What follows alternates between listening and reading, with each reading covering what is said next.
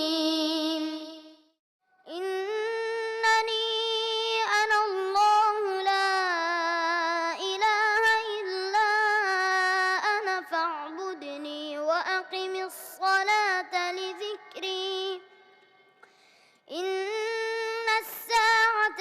آتية أكاد أخفيها لتجزي كل نفس بما تسعي فلا يصدنك عنها من لا يؤمن بها واتبع هواه فترديه وما تلك بيمينك يا موسى قال هي عصاي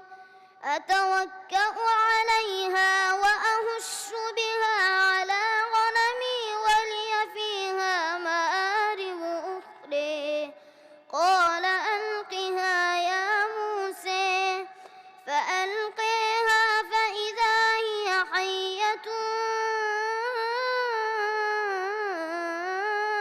تسعى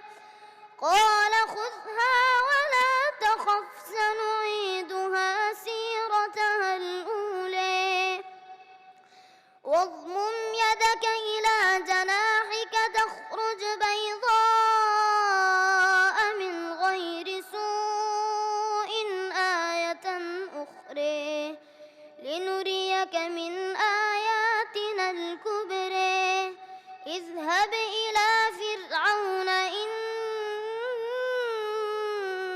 إنه طغى قال رب اشرح لي صدري ويسر لي أمري واحلل عقدة من لساني يفقه قولي واجعل لي وزيرا من أهلي هارون أخي اشدد به أزري وأشركه في أمري كي نسبحك كثيرا ونذكرك كثيرا إنك كنت بنا بصيرا قال قد أوتيت سؤلك يا موسى ولقد مننا عليك مرة أخرى إذ أوحينا إلى أمك ما يوحي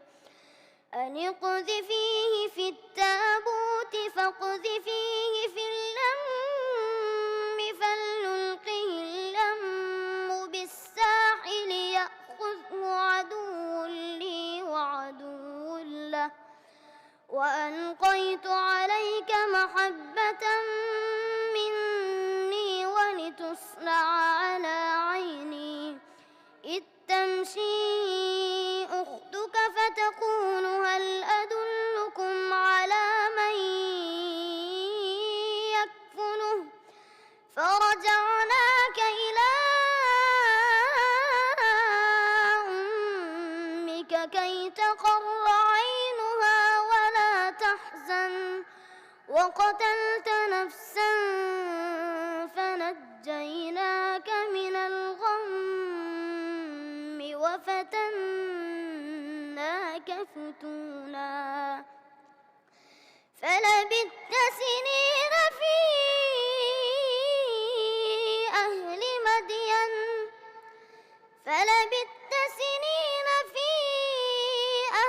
مدين ثم جئت على قدري يا موسى واصطنعتك لنفسي اذهب أنت وأخوك بآياتي ولا تنيا في ذكري اذهبا إلى فرعون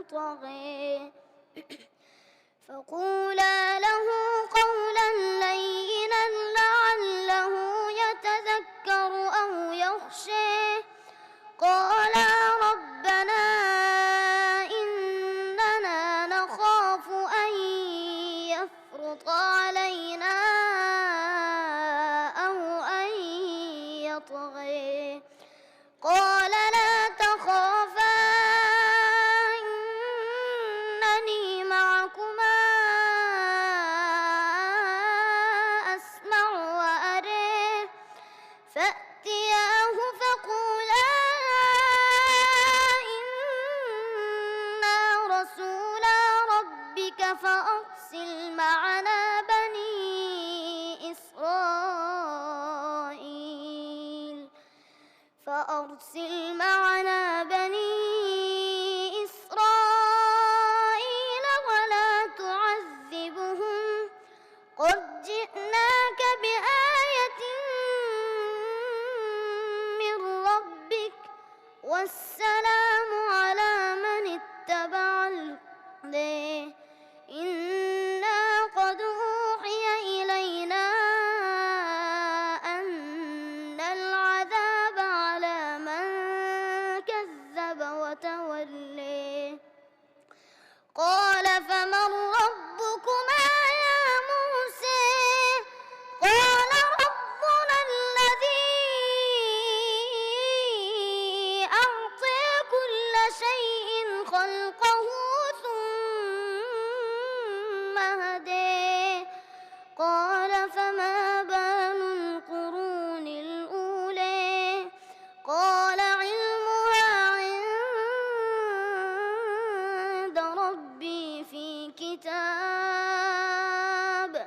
لا يضل ربي ولا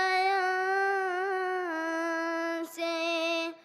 الذي جعل لكم الأرض مهدا وسلك لكم فيها سبلا وأنزل من السماء ماء فأخرجنا به أزواجا من نبات شتى كلوا وارعوا